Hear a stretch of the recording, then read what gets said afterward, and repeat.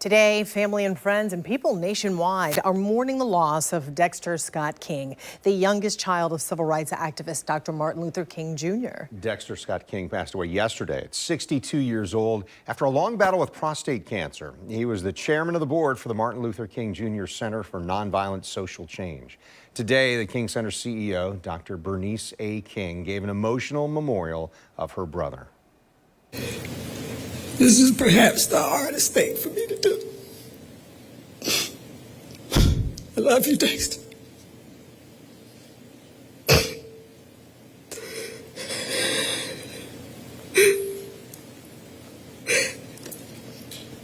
Appreciate your leadership, your love.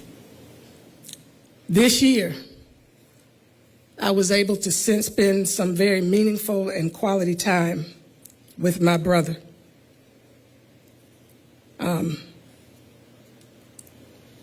And he often told me, and I told him, I love you.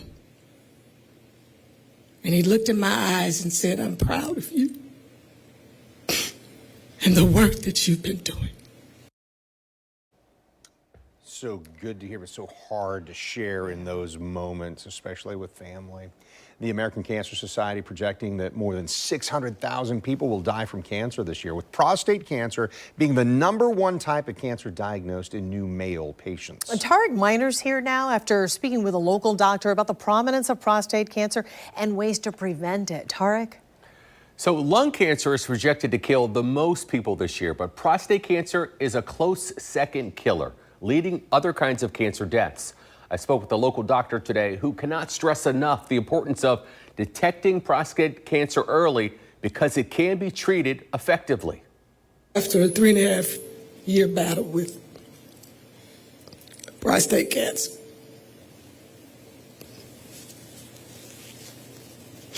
he tried with everything in him to defeat it. Martin Luther King Jr.'s son Dexter, the latest high-profile figure to die as the result of having prostate cancer. While it's unclear exactly when King was diagnosed, local doctors say early detection significantly increases the chance of survival and a successful treatment. When diagnosis is delayed, it significantly decreases the survival rate, which is the most important thing we want to talk about. So you got to get that PSA, and you want to do it yearly, because what we do is we look at trends. That PSA Dr. Wesley C. Mills is referring to is short for the prostate-specific antigen, which is a protein produced by normal and malignant cells of the prostate gland. The PSA test measures the level of PSA in the blood. It's something Wesley suggests men start testing for annually, as early as the age of 40, especially African-American men. With African-American men, we're more likely to be diagnosed with prostate cancer, and also we're more likely to die. So when you compare us to our Caucasian counterparts, we're about 1.7 times more likely to be diagnosed with prostate cancer and about 2.1 times more likely to die from prostate cancer. Doctors are urging men to take a close look at the survivability rate of a prostate cancer diagnosis. If detected early, 99% of men will survive at least 5 years after diagnosis. And after 10 years, 98% of treated men survive. Even at 15 years, doctors say 91% of men live after being treated. But if the cancer is detected late in its advanced stages, the survivability rate decreases to only 30%. Mills says one of the main reasons men don't get tested is because they don't have a primary care physician, stressing that one test can preserve your life. I just try to tell them the reason why we're doing this. And also put their mind at ease that, listen, I at least just want to do the blood test.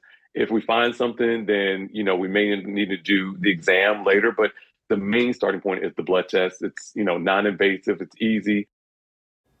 It's also important to note that in most men, they don't experience any symptoms when they do get prostate cancer. Yet another reason why the annual PSA screening is imperative. And you heard Dr. Mills say all it is a blood test, not an exam.